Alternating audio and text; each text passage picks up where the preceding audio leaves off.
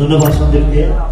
সিরাজগঞ্জের এনায়েতপুরের আইসিএল বিদ্যালয়ে আজ মঙ্গলবার এসএসসি পরীক্ষার্থীদের বিদায় সংবর্ধনা ও দোয়া মাহফিল অনুষ্ঠিত হয়েছে। এছাড়াও হামদ নাথ ও কোরআন তেলাওয়াতের আয়োজন করা হয়। প্রতিষ্ঠানের হলরুমে আয়োজিত এই অনুষ্ঠানে শিক্ষক, শিক্ষার্থী ও অভিভাবকরা অংশগ্রহণ করেন।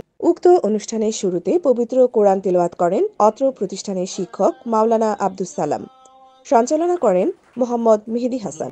এ সময় বিদায়ী শিক্ষার্থীদের পক্ষ থেকে বক্তব্য রাখেন মোসাম্মদ সাথী খাতুন। আজকে এখানে বিদায়ী শিক্ষার্থীদের পক্ষ থেকে আমাকে কিছু বলতে বলা হয়েছে। তো এখানে মূলত আমাকে ডাকার কারণ আমার কিছু অনুভূতি প্রকাশ করা।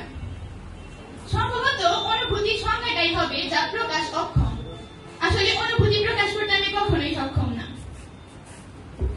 আসলে ব্যাপারটা কেমন, আমরা যখন কোন একটা জায়গায় ঘুরতে যাই, দেখা যায় যে ঘুরতে গেলে কারোর সাথে যদি একটু ফ্রেন্ডশিপ হয়, সেখান থেকে চলে আসতে আমাদের কেমন লাগে। আর যেখানে আমি 13টা বছর সপ্তাহে 6 দিন সকাল বিকাল 2টা শিফটে আমার একই প্রিয় মানুষদের সান্নিধ্যে বারবার আসছি, সেখান থেকে আমার চলে যেতে কেমন লাগতে পারে।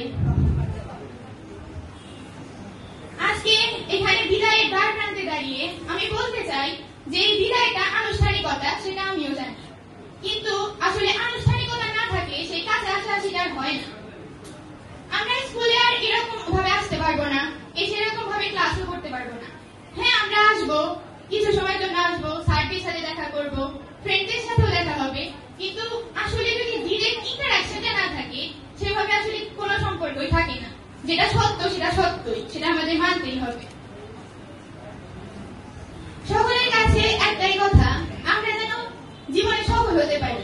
আমাদের বড় স্যার আমাদের একটা কথা বলেন যে এটা বলা যাবে না যে আমি সফল হতে চাই, এটা বলতে হবে যে আমাকে সফল হতেই হবে। এ সময় প্রধান অতিথি হিসেবে উপস্থিত ছিলেন এনায়েতপুর ইসলামিয়া উচ্চ বিদ্যালয়ের প্রাক্তন প্রধান শিক্ষক আলহাজ আব্দুল মতিন। তিনি তার বক্তব্যে বলেন, আমি আশা করি এই স্বনামধন্য এই বিদ্যালয়টি, যে বিদ্যালয়ে তোমরা অধ্যয়ন করেছো, এই অধ্যয়ন করার সুযোগ পাওয়ার জন্য তোমরা ধন্য। বিদ্যালয় তার সামগ্রিক কার্যক্রম, শিক্ষাদান সহ যেটি শিক্ষার মূল উদ্দেশ্য, তোমাদেরকে প্রকৃত চরিত্রবান মানুষ হিসেবে গড়ে তোলার জন্য যে চেষ্টা, সে চেষ্টা স্কুলের পরিচালক সহ প্রতিটা শিক্ষকের মধ্যেই এটা সবসময় জাগরুক রয়েছে। কাজেই তোমরা তোমাদেরকে গৌরবান্বিত করার মাধ্যমে এই স্কুলের গৌরবকে অক্ষুণ্ণ রাখবে।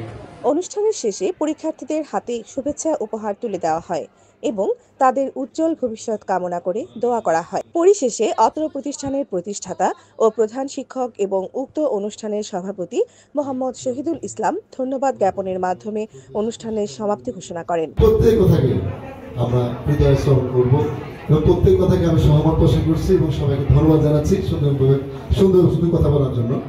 এবং ছেলে এবং মেয়েরা যে কথাগুলো বলেছে আমাদের অন্তর গেঁথে গেছে, তোমাদের কথাগুলো ভালো লেগেছে।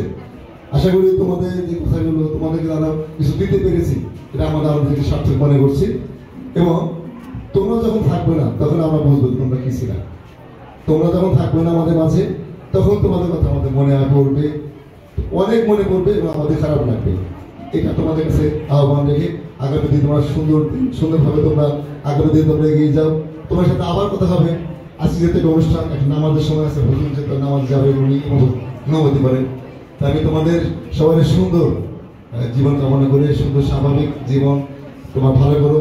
এবং পরীক্ষার আগেও তোমাদের যে বিষয়গুলো, তোমাদের কিছু বিষয় আছে, স্কুল খোলার পর তোমাদের নিয়ে আমরা কথা বলবো, দেখি পরীক্ষার বিষয়গুলো এবং আরো বিষয় নিয়ে আলোচনা করবো। তোমাদের সুন্দর জীবন কামনা করে আমি বক্তব্য শেষ করছি। ধন্যবাদ। আসসালামু আলাইকুম।